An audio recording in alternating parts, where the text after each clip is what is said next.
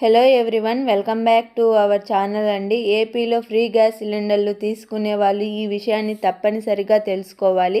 ఈ విషయం ఏమిటని ఆలోచిస్తున్నారా? ఆంధ్రప్రదేశ్లో రాష్ట్ర ప్రభుత్వం ఎన్నికలలో ఇచ్చిన హామీ ప్రకారం మహిళలకు సంవత్సరానికి 3 ఉచిత గ్యాస్ సిలిండర్లు అందజేస్తుంది.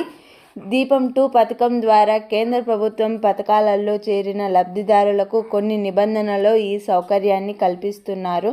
అయితే ప్రభుత్వం తాజాగా ఓ ముఖ్యమైన సూచన చేసింది. ఇప్పటి వరకు ఉచిత గ్యాస్ సిలిండర్ను బుక్ చేసుకొని వారు ఈ నెలాఖరికల్లా తప్పనిసరిగా బుక్ చేసుకోవాలని సూచించింది. గనుక ఈ గడువులోగా బుక్ చేయకపోతే వారికి హక్కుగా లభించే 3 సిలిండర్లో ఒకటి కోల్పోయే ప్రమాదం ఉంది.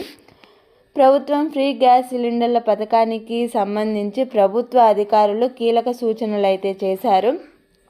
దీపం 2.0 పథకం ద్వారా లబ్ధిలకు ఏడాదికి 3 సిలిండర్లు పొందే అవకాశం ఉన్నప్పటికీ వాటిని సకాలంలో బుక్ చేసుకోవాల్సి ఉంటుంది. ఇప్పటి వరకు సిలిండర్లు బుక్ చేయని లబ్ధిదారులకు మార్చి 31లోగా తప్పనిసరిగా తమ మొదటి సిలిండర్ను బుక్ చేసుకోవాలని పౌర సరఫరా కమిషనర్ స్పష్టం చేశారు. ఒకవేళ ఈ గడువులోగా బుక్ చేయకపోతే ప్రభుత్వం ఇచ్చే 3 సిలిండర్లో ఒకటి తగ్గించబడుతుందని తెలిపారు. ఏప్రిల్ నుండి 2వ ఉచిత గ్యాస్ సిలిండర్లు బుకింగ్ ప్రారంభం కానుండడంతో లబ్ధిదారులు ఈ నెలాఖరులోగా తమ మొదటి సిలిండర్ బుక్ చేసుకోవాల్సి అవసరం ఉంటుంది.